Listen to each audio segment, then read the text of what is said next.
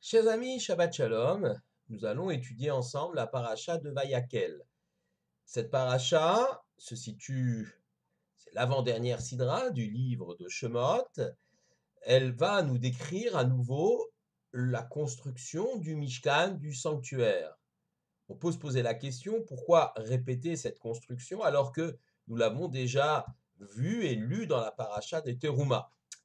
On peut répondre que la paracha de Teruma, effectivement, met en place ces différents éléments concernant cette construction du Mishkan, mais ne se trouve pas à son bon endroit au niveau chronologique. En effet, le Mishkan, le sanctuaire, est considéré comme une forme de tikkun, de réparation de la faute du veau d'or. C'est pourquoi il est donc ici placé dans Vayakel. Vayakel, la paracha de Vayakel vient tout de suite après la paracha de Kitissa. La paracha de Kitissa nous parle donc de la faute du veau d'or. Vayakel nous parle de la construction du Mishkan.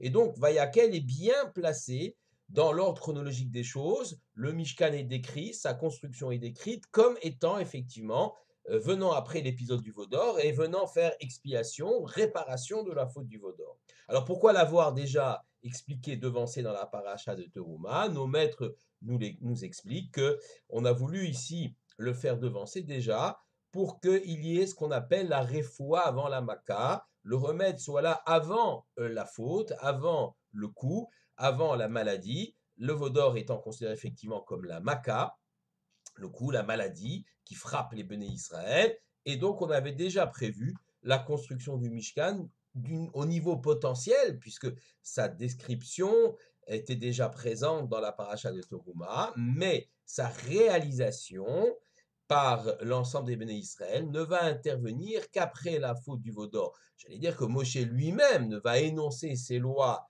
du Mishkan, de la construction du Mishkan, simplement après la faute du veau d'or, mi-mochorat à Shabbat, le lendemain de Yom Kippour, le jour où Moshe est redescendu du mont Sinaï avec les deuxièmes tables de la loi. Donc deux sidrotes consacrées au Mishkan, celle de Teruma que la Torah nous expose avant les faits de la faute du veau d'or, comme pour nous préparer, comme pour nous donner, nous offrir le remède avant que n'arrive l'événement funeste de la faute du veau d'or, et puis la paracha de Vayakel qui, elle, intervient au bon endroit dans l'ordre chronologique des choses, puisque Moshe va y énoncer les lois du Mishkan, et on va y voir comment réaliser donc cette construction du Mishkan.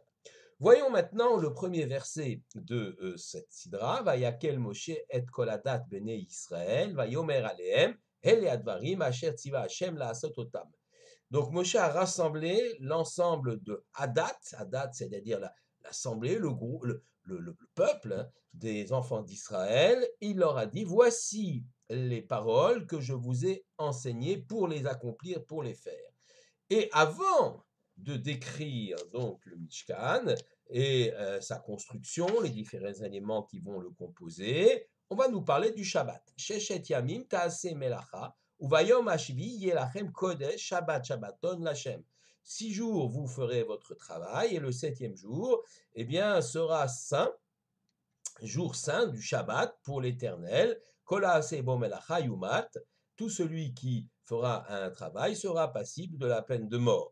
Donc, effectivement, on nous parle d'abord du Shabbat avant la construction du Mishkan, et Rashi explique là-dessus, et je vais le citer. Donc, Igdim Lahem, donc la Torah a fait devancer Hazara Shabbat, la mise en garde sur le Shabbat, le tzivouï melechet Mishkan, avant l'ordre de construction du Mishkan, l'omar chez Eino dochet Shabbat, pour nous expliquer que la construction du Mishkan ne repousse pas le Shabbat. En effet, le Mishkan, aussi extraordinaire soit-il, nous allons essayer de comprendre d'ailleurs le sens de ce Mishkan. Lorsqu'arrive le Shabbat, sa construction s'arrête, le Shabbat prend le dessus, j'allais dire le sanctuaire dans le temps prend le dessus sur le sanctuaire dans l'espace, le Shabbat prend le dessus sur le Mishkan, la construction du Mishkan s'arrête le vendredi soir pour ne reprendre que Motzei Shabbat lorsque le Shabbat est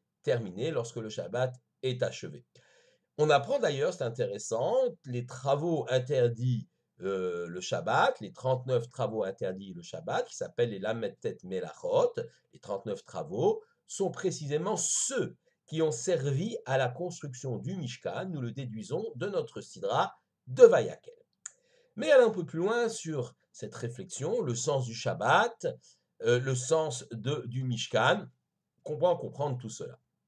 Alors, le mot Vayakel est un mot clé évidemment dans cette sidra, puisqu'il donne le premier mot de la sidra, mais il donne tout son sens à la sidra.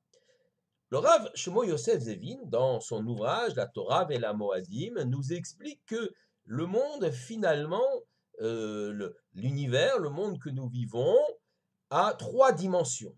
Ce qu'on appelle le makom, le lieu, la géographie, l'espace, le zman, le temps, et Adam, l'homme, qui est le troisième élément essentiel dans l'existence de ce monde. Les livres, d'ailleurs, surnomment ou nomment ces trois éléments Olam pour l'espace, le monde, Shana pour le temps, le Zman, et Nefesh pour l'âme humaine. Alors, évidemment, il faut essayer de comprendre qu'est-ce que c'est. Donc, le Makom, le lieu, c'est un espace particulier.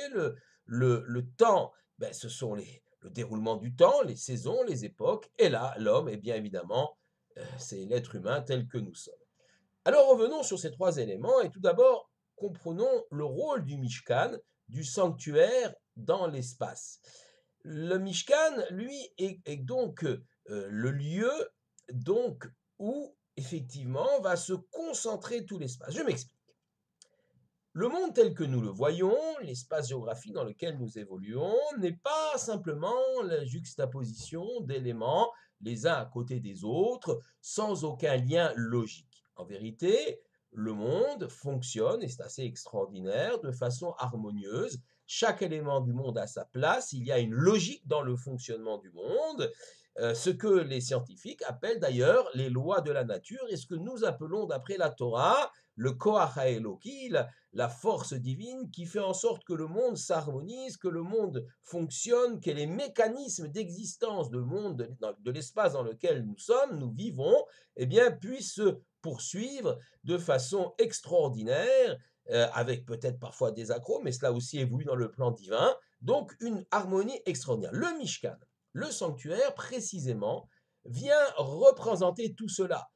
On va dire que le sanctuaire est un Olam Katan, c'est un monde en miniature, une maquette du monde dans lequel nous vivons, un microcosme, comme on dit en langage savant, du monde dans lequel nous sommes. C'est-à-dire que chaque élément de la construction de ce sanctuaire, de ce mini-temple dans le désert, démontable et remontable à chaque étape, représente un élément du monde. Les actions qu'on va y faire, les sacrifices, les encens qu'on va y brûler, tous les gestes qu'on va faire, que les prêtres vont faire, essaye de reproduire quelque part les mécanismes du monde. Mieux que cela, on va dire que le Mishkan est quelque part un concentré du monde, quelque chose qui est vraiment, comme on dit, le microcosme du monde, et même les actions qui participent, les actions qui s'y déroulent, sont quelque part, effectivement, des éléments essentiels dans le maintien de l'équilibre et de l'harmonie du monde.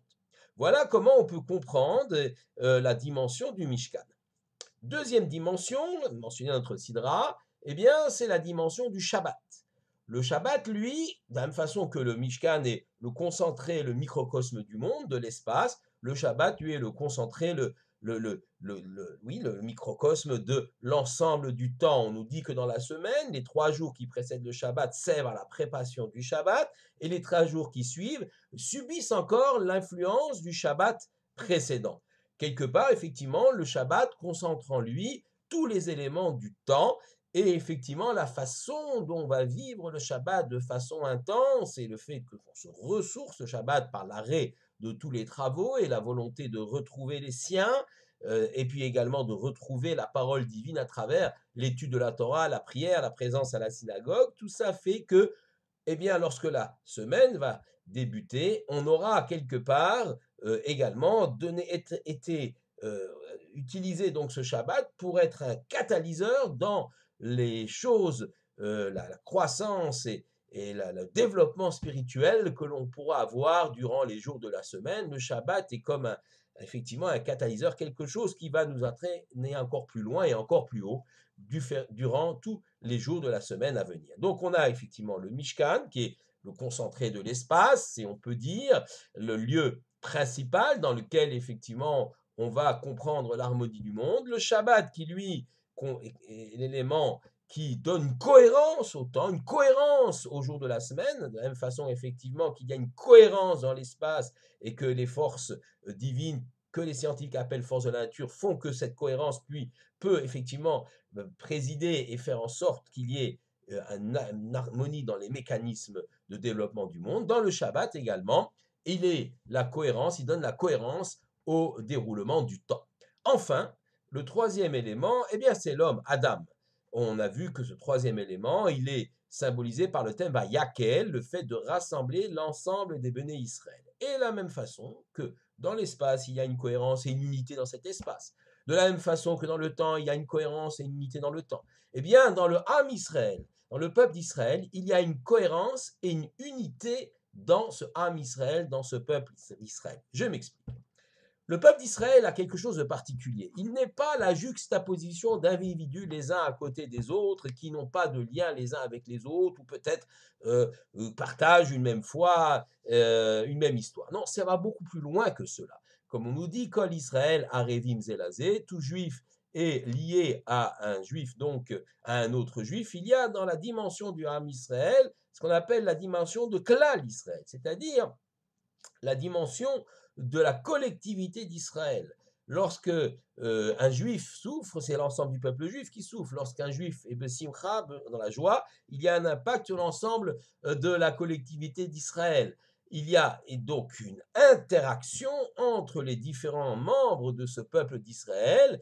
Et là, il existe, nos maîtres vont jusqu'à dire qu'il existe une sorte d'âme collective qui donc est le dénominateur commun de l'ensemble du peuple juif. Il s'en trouve donc que dans notre Sidra Vayakel, on a les trois éléments qui sont réunis. À la fois le peuple Vayakel, qui rassemble les individus, chaque individu avec sa valeur propre, il ne s'agit pas d'une fusion des individus, mais chaque individu venant s'intégrer dans un ensemble plus vaste qui s'appelle le Ham Israël, le Klal Israël, le peuple d'Israël, donnant un sens à l'histoire du peuple juif. Il y a le Shabbat, qui arrête la construction du Mishkan et qui donne une cohérence au temps, le fait que le temps devient cohérent et que les événements qui se suivent s'inscrivent dans une dynamique positive vers les temps messianiques, c'est ça le rôle du Shabbat. Et puis, revenons au Mishkan. Le Mishkan, lui, est le symbole ou donne cette cohérence à l'espace, au monde qui nous entoure, fait que ce monde ne soit pas